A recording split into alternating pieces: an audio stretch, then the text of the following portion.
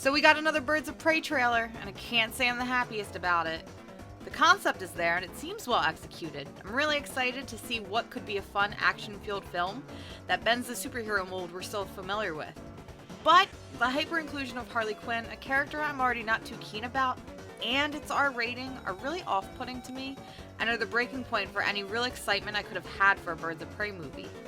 That being said, the Birds of Prey movie features my favorite comic character of all time, Dinah Lance, Black Canary. From rock star to leader of the Justice League, Black Canary is honestly an underrated powerhouse equipped with a metahuman supersonic canary cry, along with the top martial arts skills that even put her on par with Wonder Woman. Now my girl Dinah can be a little confusing, especially with new readers, as there isn't really a clear origin story for the character.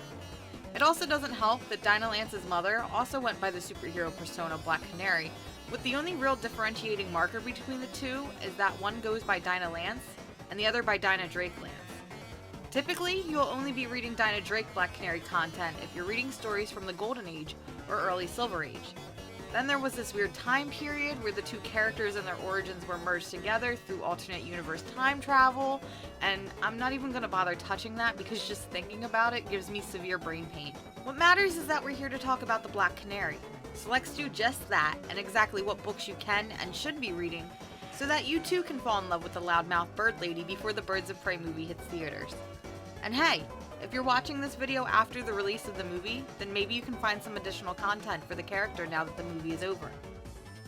Just from what I've seen from promotional teasers and trailers, it seems like the Birds of Prey movie is drawing much of its inspiration from Brendan Fletcher and Annie Wu's 2016 run on Black Canary. In fact, this is the first iteration in which Dinah takes on the role of a musician, as much of her civilian life in previous issues were spent as a florist. Black Canary Volume 1, written by Brendan Fletcher and illustrated by Annie Wu, contains the first 7 issues of the most recent Black Canary series. Flashy and fast-paced, Volume 1 follows Dinah Lance and her merry band suitably named Black Canary as they get themselves into bar brawls across the country. Trouble seems to follow the band wherever they go, and when it's revealed that the group's young guitarist has powers of her own, it's up to Dinah to protect her newfound family. Now, I'll admit, while I think this is a great jumping on point for new readers, in fact, this is where you should definitely start, for veteran comic readers familiar with the DC universe, things can get a little tricky here. Remember when I said that Dinah Lance was the mainstream Black Canary, with Dinah Drake being her mother? Well here, Dinah Drake is our mainline protagonist. However, once you get over it, it's pretty much smooth sailing. This book is on another level, as Annie Wu's cool and contemporary take on the character elevates her in a way we haven't seen her before. Now, I love all iterations on the character, and I mean all of them. But Dinah's style in her solo series is just drop dead gorgeous. Brendan Fletcher, the series creator, also went above and beyond, going so far as to write and produce 6 musical tracks for the Black Canary band. All 6 tracks can be found on Bandcamp, and I'll even include a link in the description below so that way you can listen to them. I hate using the word perfect, but this book is just that. It may be my personal feelings, as the book is near and dear to my heart, but I feel like this is the one Black Canary book you should be reading, especially if you're new to the character entirely. There's no denying what Gail Simone did for the Black Canary or the Birds of Prey.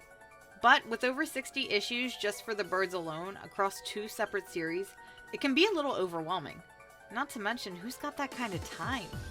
However, if you do have that time, you should totally read them, because Simone truly did some legendary and iconic things for the girls that just need to be experienced. For this list, I decided to pull the arc I deemed most essential for the character. The Sensei and Student storyline, written by Gail Simone and illustrated by Ed Benz, spans across issues 63 to 67. While the original trade can be hard to find as it has long since been out of print, DC Comics is re-releasing the issues in the newly printed Gail Simone collection. Or, if you prefer digital, they're always available on Comixology for super cheap. Like I said before, Dinah Lance is considered one of the best when it comes to martial arts. Although trained by many, when one of her former mentors, only known as Sensei, falls ill, Dinah packs her bags for China for one final reunion. But his untimely murder sets a mysterious plot in motion, and the Black Canary is forced to team up with 2 of her biggest rivals. This is a great first experience with other minor femme fatales like Lady Shiva and Cheshire, both of which are prevalent through most of the story and serve as dynamic foils for Canary's character. Dinah will be forced to set aside her differences with both of these women, despite the three's complicated past, if she has any hope in bringing her teacher's murderer to justice. There's also an extended flashback to Dinah's mother, the original Black Canary, which surprisingly ties the whole story together really well. Now, this book suffers through some very questionable mid-2000s art, so just be warned that you'll be a witness to our birds in some very strange outfits, complete with some even stranger proportions. Ooh, that's kind of small. Yikes. While you're at it, you should also pick up issue 68 of Birds of Prey, which also appears in the collected trade. As its own one-shot, this issue follows Black Canary, Huntress, and Oracle as the three take a day away from superheroics. This issue in particular features what is probably one of my favorite Black Canary moments of all time, hence why I'm giving it a bit of spotlight. Black Canary and Zatanna Bloodspell, written by Paul Dini and illustrated by Joe Quinones, is honestly another great first step read towards the character. As an original graphic novel that is pretty much completely self-contained, this is a great pickup for anyone interested in Black Canary or even Zatanna. After unknowingly taking part in a blood pact during a previous undercover mission, the dead return, and with a vengeance at that. Dinah will be forced to fight magic with magic, and she has a trick up a sleeve of her own. Enter the all-powerful Zatanna Zatara. The story is a whirlwind adventure between our favorite fishnet-wearing heroines. Being that this book is written by Paul Dini, who most famously worked on the Batman animated series, that influence is evident across every page, with fast-paced action and witty dialogue we're familiar with. Combined with Joe Quinones, who I might note is one of my favorite modern comic artists, Bloodspell is honestly a joy from start to finish, and at only 144 pages, you can pretty much finish this book in one sitting. One of the things I really love about Bloodspell and why it's featured so prominently on this list is that while yes, it is its own standalone and self-contained story, we also get to see flashbacks into time spent between both of these characters, as the story tends to alternate between past and present. It really helps to flesh out the relationship between both of these characters, something that is always alluded in previous comics, but is also something that we don't really see in other stories. Here, Dinah almost takes on the role of a mentor for a younger Zatanna. We even get to see Zatanna's first moments as she's inducted into the Justice League. There's also some really awesome callbacks to the characters' previous costumes throughout the years, no matter how ridiculous they might be. Bloodspell certainly isn't anything deep, but it's fun, and if your comics aren't fun, then what's the point?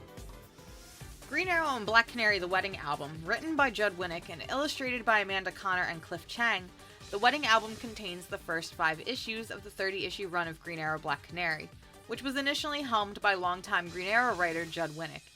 It also features the Green Arrow Black Canary Wedding Special, also written by Winnick and illustrated by the amazing Amanda Connor. Now, if you know me, you know just how much I adore Judd Winnick and his extended run on Green Arrow, but that's a video for another day. The Wedding Album begins with the long-awaited union between Dinah Lance and Oliver Queen. There's also an indulgent standalone Black Canary wedding planner issue not included in the trade, but you can find it digitally on Comixology. After literal decades of an on-again, off-again relationship, the two finally managed to tie the knot, but not without its own complications. After the fight resolves and the ceremony is able to conclude, things aren't as they seem when Black Canary is forced to kill her new husband on their wedding night in a struggle for her life. A month passes, and Dinah still doesn't believe that the death for Oliver Queen has stuck. At least not this time around, and it's off to Themyscira to rescue her husband. Here, it's revealed that the death of Green Arrow was merely a ploy to trick Dinah into joining the Amazons, and an attempt to have her train an elite group of warriors.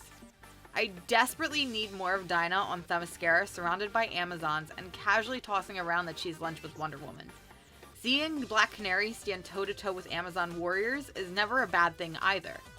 This book also serves as a great introduction to other members of the Arrow family that you might not have heard of, such as Mia Dearden and Connor Hawke, two characters that are near and dear to my heart but have since been forgotten by DC Comics.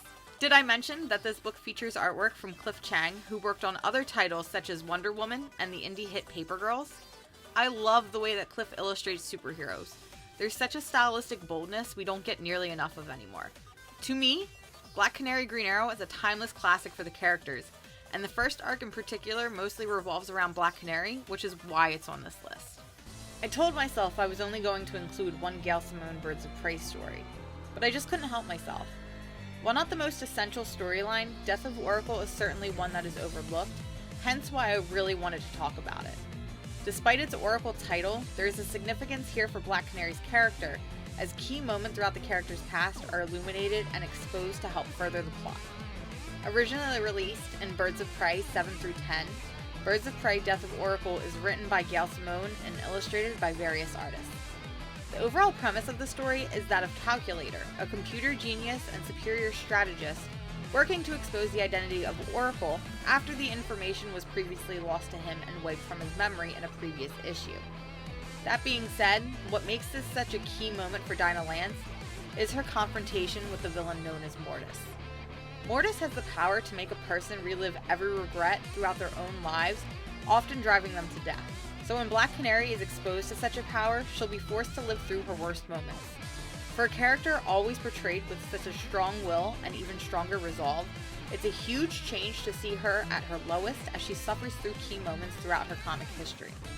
Here we'll watch her come face to face with a number of tragedies, including her torture during Longbow Hunters and the death of her niece Leanne in Cry for Justice. Now, I wouldn't recommend this book for anyone just getting into the character, as these moments serve a greater impact if you've read some of the previous stories referenced. But Death of Oracle certainly serves for a greater read later on. Now, if you happen to pick this one up by trade in favor of its single issues, the book also includes a smaller arc, initially published in Birds of Prey 14 and 15, that allows readers to see an adventure featuring the first Black Canary, Dinah Drake, as she teams up with other classic heroines such as Phantom Lady and Lady Blackhawk. Black Canary is my favorite character in all of comics, hands down. I love Dinah Lance with every fiber of my being. I'm biased, but this is a character that can do no wrong for me. She's strong, resourceful, and carries a weight and impact throughout the DC universe that is often overlooked. I mean, how many people realize that she was actually the leader of the Justice League at one point, or that she's skilled enough to go toe-to-toe with Batman? I'm extremely thankful that we've gotten to see her in multiple forms of media, from animated series to video games, and now even a big screen appearance. Her episodes in Justice League Unlimited are honestly some of my favorite. But I'm not gonna lie when I say that I actually struggled with this list, because I really just wanted to throw every story possible, and there's so many other books for the character that I love so much and feel should be experienced. Maybe in the future I'll revisit the character for you guys.